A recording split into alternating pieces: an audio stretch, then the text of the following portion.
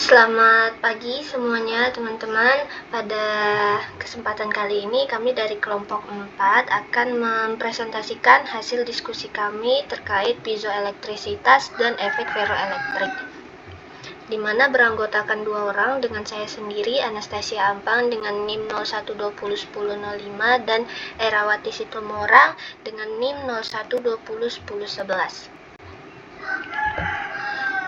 Jadi, piezoelektrisitas sendiri merupakan fenomena fisik yang terjadi pada beberapa bahan padat, di mana mereka dapat menghasilkan muatan listrik ketika dikenakan tekanan mekanis.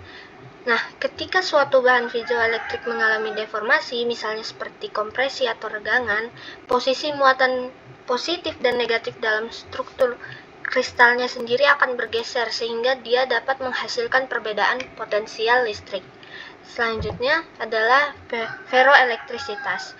Ferroelektrisitas merupakan fenomena di mana bahan itu memiliki polarisasi listrik spontan, yang berarti bahwa mereka dapat mempertahankan polaritas listrik tanpa adanya gaya eksternal, seperti halnya piezoelektrisitas.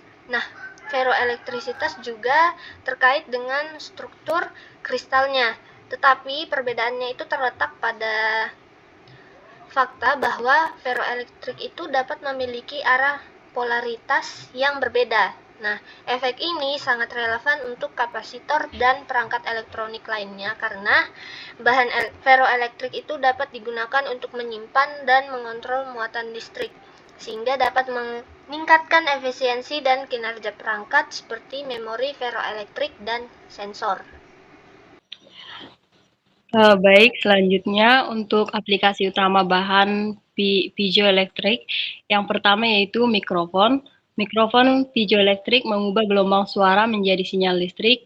Ketika gelombang suara mengenai elemen piezoelektrik, tekanan yang dihasilkan menyebabkan deformasi yang menghasilkan muatan listrik yang sebanding dengan amplitudo suara.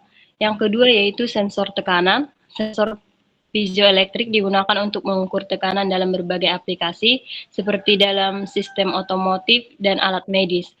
Ketika tekanan diterapkan, sensor menghasilkan sinyal listrik yang dapat diukur dan dianalisis. Yang selanjutnya, yang ketiga, yaitu aquator dalam mikroelektronika.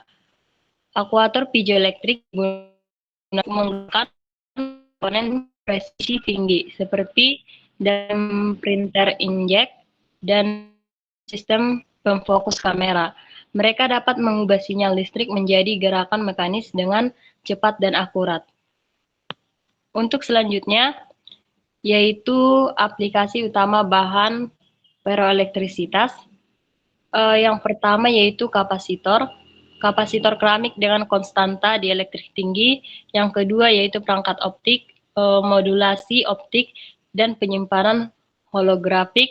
Yang ketiga yaitu energi, pemulihan energi mekanik, dan pendinginan solid state. Yang keempat yaitu telekomunikasi, filter RF, dan resonator. Yang kelima yaitu medis, yaitu untuk sensor ultrasound dan alat diagnostik. Untuk selanjutnya yaitu perbandingan ferroelektrisitas dan piezoelektrisitas. Untuk yang pertama dari aspek fenomena, untuk piezoelektrisitas yaitu menghasilkan muatan listrik saat diberi tekanan. Untuk ferroelektrisitas, polarisasi spontan yang dapat diubah dengan medan listrik. Untuk yang kedua dari aspek gaya eksternal, untuk piezoelektrisitas sendiri membutuhkan tekanan mekanis untuk efeknya, sedangkan untuk ferroelektrisitas tidak memerlukan tekanan dan memiliki polarisasi alami. Dari aspek aplikasi, untuk piezoelektrisitas, sensor, mikrofon, aktuator, sonar. Dan untuk ferroelektrisitas, yaitu kapasitor, memori non-volatile, switching, elektronik. Untuk aspek contoh bahan, untuk piezoelektrisitas yaitu kuarsa, PZT, untuk ferroelektrisitas yaitu barium titanate, lead titanate, Untuk selanjutnya dari aspek hubungan, untuk piezoelektrisitas, semua bahan ferroelektrik bersifat piezoelektrik. Untuk ferroelektrisitas, tidak semua bahan piezoelektrik bersifat ferroelektrik. Mungkin itu saja untuk presentasi dari kelompok kami. Kurang lebihnya kami mohon maaf. Sekian dan terima kasih.